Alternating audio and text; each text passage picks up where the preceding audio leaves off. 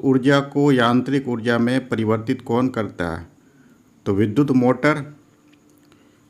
विद्युत मोटर जो है विद्युत ऊर्जा को यांत्रिक ऊर्जा में परिवर्तित करेगा।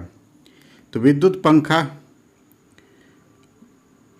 टॉर्च जो होता है ये विद्युत ऊर्जा को प्रकाश ऊर्जा में परिवर्तित करेगा। और इस्त्री जो है आयरन जिसको हम लोग कहते हैं, ये जो है ऊष्मीय ऊर्जा में परिवर्तित करता है, विद्युत ऊर्जा को ऊष्मीय ऊर्जा में परिवर्तित करेगा। और टेलीविज़न जो है ये भी विद्युत ऊर्जा को प्रकाश ऊर्जा में परिवर्तित करता है। तो विद्युत ऊर्जा को यांत्रिक ऊर्जा में परिवर्तित करने वाला जो साधन जो होता है उसको हम सभी विद्युत पंखा कहते हैं। विद्युत पंखा जो है विद्युत ऊर्जा को तापीय ऊर्जा में यांत्रिक ऊर्जा में परिवर्तित करता है।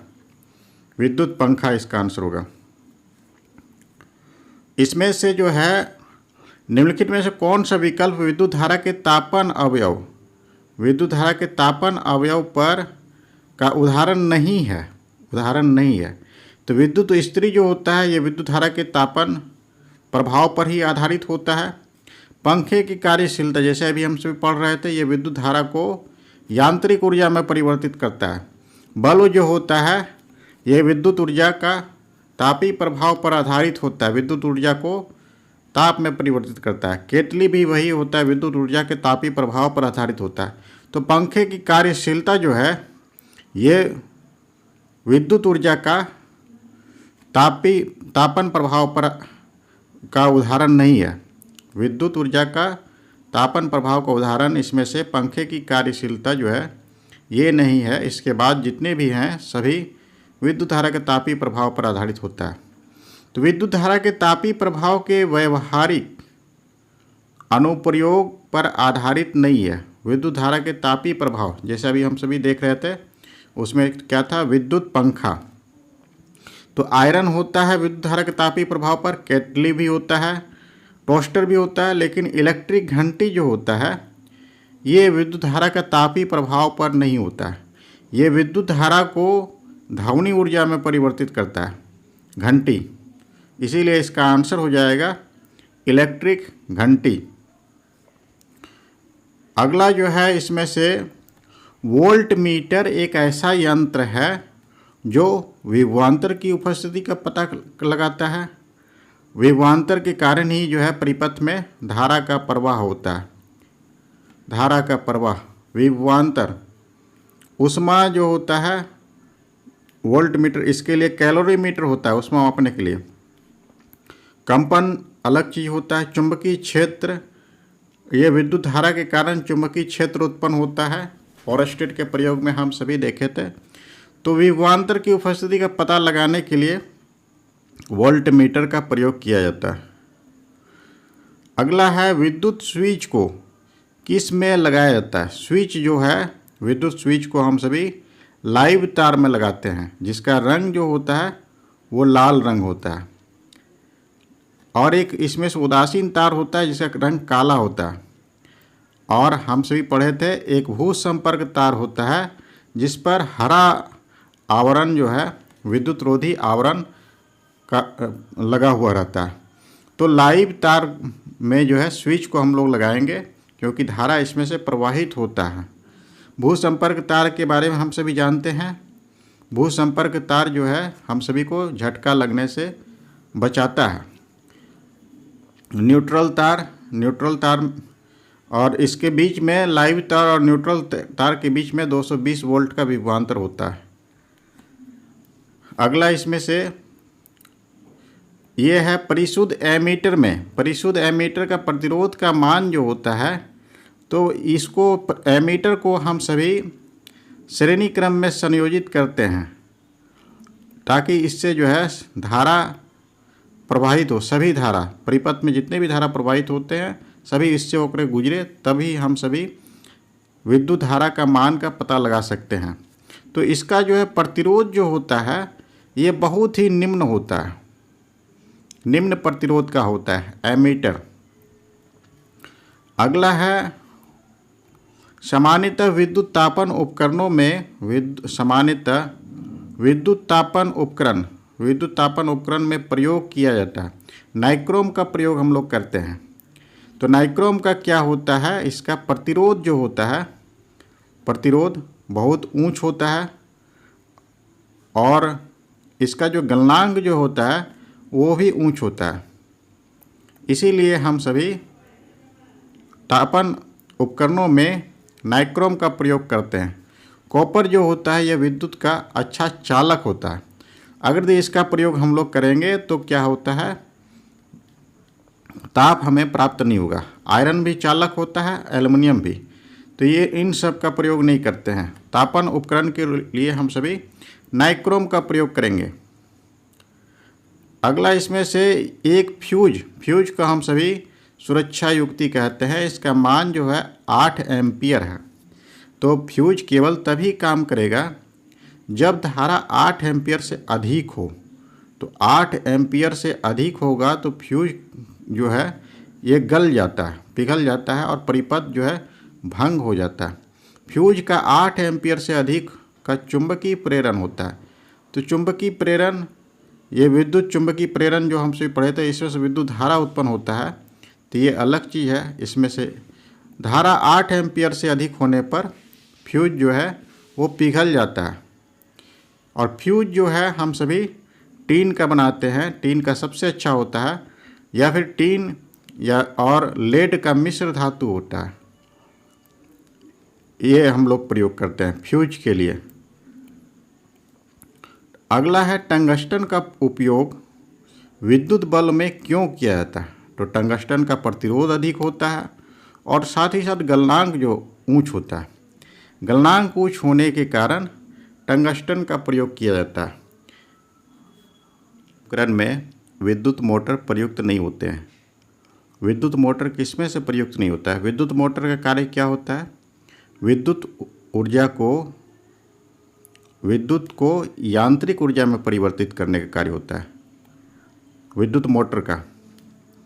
तो पंखा जो होता है इसमें से होता है विद्युत ऊर्जा को यांत्रिक ऊर्जा में बदलने का कार्य करेगा।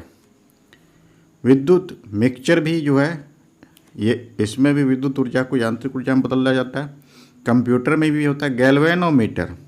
गैल्वेनोमीटर क्या होता है, विद्युत धारा का सूचक होता है। विद्युत धारा प्रवाहित हो रहा है कि नहीं हो रहा है ये बताने का कार्य गैल्वेनोमीटर के द्वारा हम सभी को प्राप्त होता है।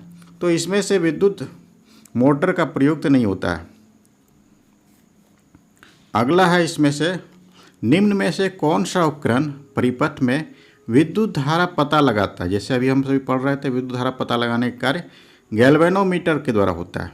यह है एमीटर से हम सभी विद्युत धारा की मात्रा को प्राप्त करते हैं और वोल्ट मीटर से विभवांतर की मात्रा प्राप्त किया जाता है और इलेक्ट्रोमीटर से विद्युत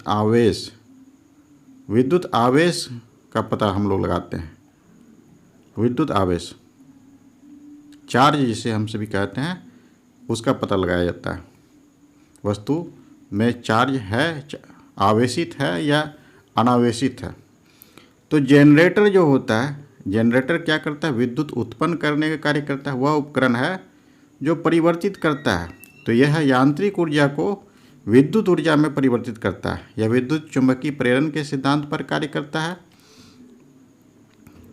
अगला जो है इसमें से निम्न में से कौन सा उपकरण विद्युत चुंबकीय प्रेरण की घटना पर आधारित है। अभी हम सभी पढ़ रहे थे जनरेटर या फिर जनित्र जिसे हम सभी कहते हैं, वो विद्युत चुंबकीय प्रेरण के सिद्धांत पर आधारित होता है। तो गैल्वेनोमीटर के बारे में हम सभी जान चुके हैं। यह विद्युत धारा का सूचक होता है, पता लगाता है विद्युत धारा प्रवाहित हो रहा है कि नहीं हो रहा है। बल्ब जो होता है, बल्ब जो है प्रकाश उत्पन्न करने का कार्य करता है। एमीटर से हम सभी धारा का कितना धारा प्रवाहित हुआ है परिपथ में ये पता करते हैं, धारा का परिमाण। तो यांत्रिक ऊर्जा को विद्युत ऊर्जा में रूपांतरित करने का, तो यह जनित्र का कार्य होता है। करने का कौन सा उपकरण का प्रयोग किया जाता है। तो फोटो सेल जो होता है यह प्रकाश ऊर्जा को विद्युत ऊर्जा में परिवर्तित करता है। अब मोटर जो है यह विद्युत ऊर्जा को यांत्रिक ऊर्जा में परिवर्तित करता है। तो डायनेमो जो होता है, डायनेमो, यह यांत्रिक ऊर्जा को विद्युत ऊर्जा में रूपांतरित करता है। यह विद्युत चुंबकीय प्रेरण के सिद्धांत पर कार्य करता है। विद्युत का उत्पादन करता है। बैटरी जो होता है वो रासायनिक ऊर्जा को विद्युत ऊर्जा में परिवर्तित करता है, लेकिन यहाँ पर यांत्रिक ऊर्जा को विद्युत ऊर्जा में रूपांतरित करने का उपकरण है। तो इसका आंसर होगा डायनेमो। अगला इसमें से है कि निम्नलिखित में से कौन सा घटक विद्युत आवेश के रूप में ऊर्जा का भंडारण या फिर संग्रहण करता है। तो इसको हम लोग संधारित्र कहते हैं, कैपेसिटर जिसे हम लोग कहा जाता है, सी से डिनोट करते हैं। यह जो होता है विद्युत आवेश के रूप में ऊर्जा का संग्रहण या फिर भंडारण करता है। तो अगला जो है इसमें से कि एसी को डीसी में बदल जाता है। एसी में डीसी को बदलने का कार्य जो होता है वो रेक्टिफायर के द्वारा होता है। और एम्पलीफायर जो होता है विद्युत संकेत की ऊर्जा को बढ़ा देता है, विद्युत संकेत की ऊर्जा को बढ़ा देता है। और यह फिल्टर जो होता है, यह जो होता है विद्युत संकेत की आवृत्ति के आधार पर उसे अलग अलग भागों में बांटता है, फिल्टर। और कंडेंसर जो होता है यह वाष्प या फिर गैस को द्रव अवस्था में परिवर्तित करता है। कंडेंसर द्रव अवस्था में परिवर्तित करने का कार्य कंडेंसर के द्वारा किया जाता है। इसमें से जो है निम्नलिखित में से किस उपकरण का उपयोग प्रत्यावर्ती धारा को डिस्ट धारा में परिवर्तित करने के लिए किया जाता है। अभी हम लोग पढ़ रहे थे, जिसे हम लोग डिस्टकारी कहते हैं, वही होता है डिस्टकारी रेक्टिफायर। और जो है अब इसमें से अब जो है हम लोग पीएन जंक्शन डायोड का उपयोग किया जाता है। अर्धचालक डायोड जिसे हम लोग कहते हैं उसका प्रयोग किया जाता है। अर्धचालक डायोड, इसका प्रयोग करके हम लोग एसी करंट को डीसी में परिवर्तित करते हैं। तो एसी करंट में क्या होता है, इसकी आवृत्ति 50 हर्ट्ज होता है, विभवांतर जो है 220 वोल्ट होता है, और इसकी दिशा और परिमाण में निरंतर परिवर्तित होते रहता है। और कैलोरीमीटर से हम सभी ऊष्मा को मापते हैं। और धारा नियंत्रक के बारे में हम सभी जानते हैं, यह धारा की विद्युत धारा की मात्रा को नियंत्रित करता है। चालक के वोल्टता में किसी भी प्रकार का बिना परिवर्तन किए धारा की मात्रा को यह नियंत्रित करता है। इसमें से जो है आधुनिक विद्युत जनरेटर सिद्धांत पर कार्य करता है। तो विद्युत चुंबकीय प्रेरण के सिद्धांत पर यह कार्य करेगा। विद्युत चुंबकीय प्रेरण के सिद्धांत पर कार्य करता है, जिससे हम सभी विद्युत धारा उत्पन्न करते हैं। इसमें से निम्नलिखित में से कौन सा उपकरण विद्युत प्रवाह के तापन प्रभाव पर आधारित नहीं है। तो इलेक्ट्रिक बल्ब होता है, हीटर भी होता है, माइक्रोवेव यही नहीं होता है। विद्युत प्रवाह के तापन प्रभाव पर यह आधारित नहीं है। इलेक्ट्रिक आयरन भी होता है। तो इस प्रकार से आज